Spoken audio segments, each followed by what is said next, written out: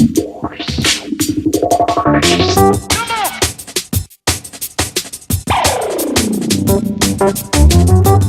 up, Geek Girl World? This is Ari, and welcome to my film review for Marvel's Avengers Infinity War. Now, I'm going to leave Thanos on this side for my spoiler-free review. And then when I get into my spoiler side, I'm going to put Thanos on this side. So you can, so the first half of this is going to be spoiler-free, and then the second half of this, I'll get into more depth of what I thought about certain plot lines and characters and things like that. So first off, I just want to say that movie was freaking amazing. Freaking amazing. Amazing, amazing, amazing, amazing, amazing. I can't say that enough. Marvel has outdone themselves yet again. And, I mean, the whole experience for me was amazing. There were people there that was like, I mean, these shows pretty much were selling out all over Los Angeles County. And I say county, not just in the city of Los Angeles, but county. It was hard to find a show that had seats, good seats, for any of the earlier showings. Most of them were, the good seats were available at, around midnight. We sat in the third row in the theater, which wasn't as bad as I thought it would be. It was actually pretty good sitting in the third row. And the movie was like freaking amazing. There was even a kid crying. PSA, please don't bring your little babies to these movies. Don't spoil the experience for the rest of us by bringing your little babies to the movies. And they're screaming their heads off because it's so loud. But yeah, there was even a screaming kid in the back of us, and I barely noticed it because I was that much into this movie. This movie had me from the start. I mean, even I was excited for even the previews. It even made, like, the previews we had in front of this were the one with Shailene Woodley. We had Han Solo preview. It made the Han Solo preview look even good. We had the Venom preview, which looked amazing in the theater as well. So, yeah, this movie just really, it built on that excitement, and it just kept it going throughout the whole entire movie. Even the jokes, I mean, you're laughing, you're like, whoa, the special effects, the action sequences, it was just all well put together, and the storyline did not suffer from, sometimes you worry about it when you have a lot of jokes in the film, when you have a lot of special effects, a lot of action sequences, a lot of battle sequences, you worry maybe that those things might get in the way of the story, but they didn't. The story was very well put together. They did a great job of bringing all of these characters together, tying up 10 years of films. Kudos. Absolute kudos. Yeah, I saw you, Marvel. I saw you with the little 10 in the Marvel Studios logo before the film. I saw you there. You guys did a great job. Kudos, hats off, brilliant. You guys really put a bow on 10 years of Marvel films. It was amazing. It was just a brilliant showing. And for those of you who are worried about Thanos, in the beginning when we saw the first trailer come out of Comic-Con, and people were like, oh my god, he looks like Pepto-Bismol. 2 words for you: color correction. Yes, this Thanos looks sharp. He looks like Thanos. He definitely looks like Thanos in this film. They really did a great job. It was just, oh my god, the Black Order. They just were like freaking, the designs were just awesome. So amazing. I was really excited to see Proxima Midnight. So yeah, it was freaking amazing. So there's not a lot that I could say for you without spoiling it, just to go see it. I know some people were worried about certain things. Just go see. I don't even think that you don't have. I didn't marathon the films before. I know some people were like gonna refresh themselves and marathon before. I don't think you need to have seen the films before to enjoy this film. I think that if you have seen the films before, like I've seen the films before, it was all still in my mind. Things were called back, so I didn't need a marathon before it.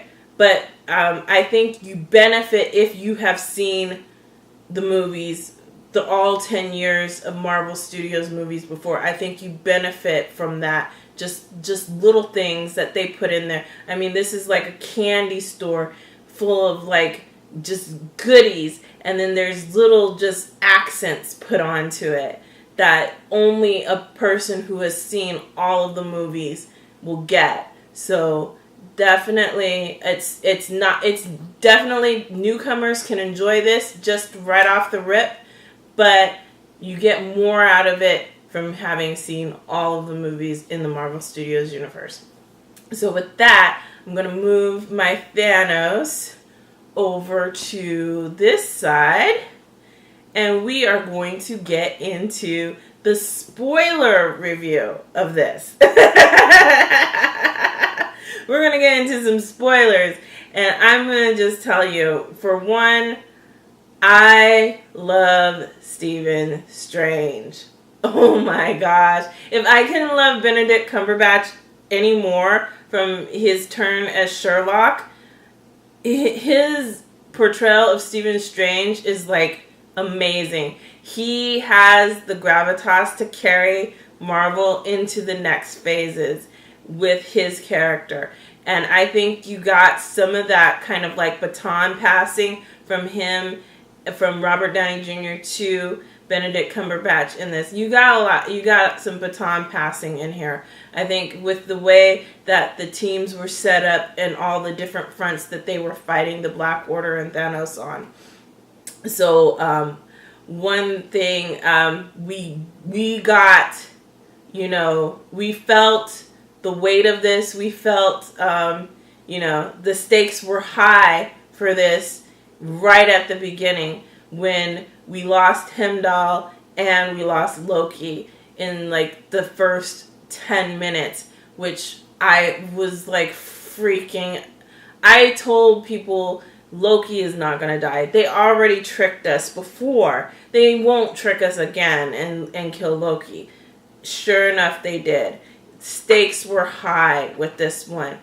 And then, of course, I was thinking, that at that point that anybody could die. That made it. I even thought that at that point that Thor was dead. But it just really drove it home, like, okay, this is it. They really mean business. They're about to kill people off, So, yeah. I love the evolution of Vision and Wanda, Scarlet Witch. I really want them to start bringing in the X-Men stuff.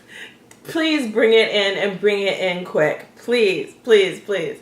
But I love the evolution of Vision and Scarlet Witch, Wanda's romance. That's one of like my favorite storylines in Marvel, is their romance. And so I like that the added nuance there, and his evolution as a character as well.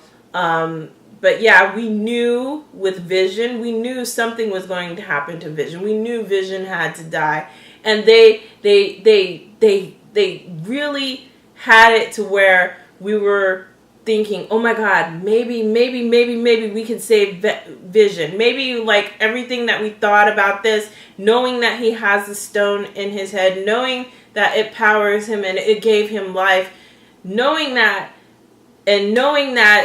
Thanos is going to get all the stones and power of the gauntlet. And somehow, you know, we were hoping against hope in this movie. They really, that's the really good thing about the storytelling in this movie, because they grip you, even though you know these things in your heart, you know these things in your mind, and you know these things logically. You knew coming into this, of course Vision is going to be the one of those that is going to die. Of course it's going to be Vision. But there was just how they put Sherry in there, and she's working and trying to get, you know, the stone removed from all of his synapses. It was just, you're hoping against hope that just maybe they'll find a way to save him, and so Wanda doesn't have to kill him. And then that moment when Wanda is like destroying the stone and kills him, and you feel that, and then Thanos brings everything back, and then boom, it's like right there.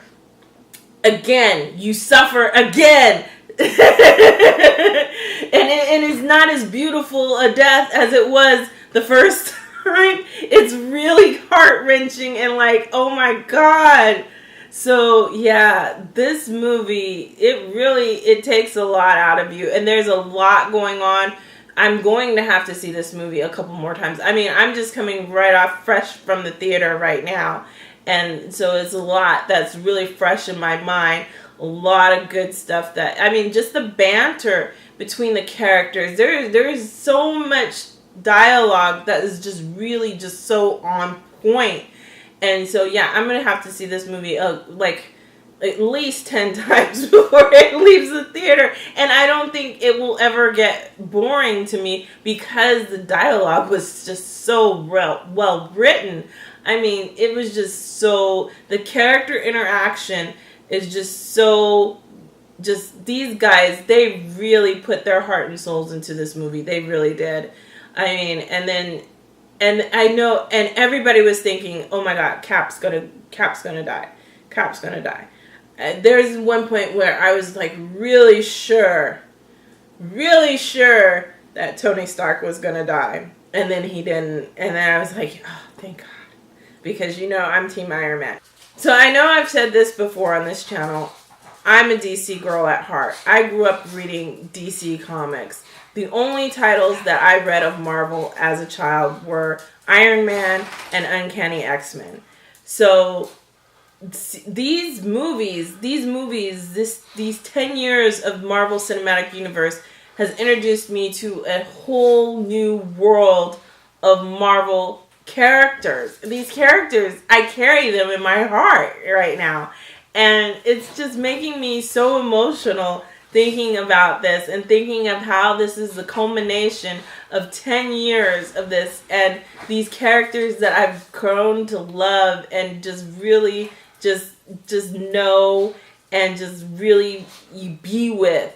And it's just so, it's emotional, it's really amazing. They really gave us a great film that really put a stamp on what they have done with superhero movies in the superhero genre and just in the Marvel Cinematic Universe.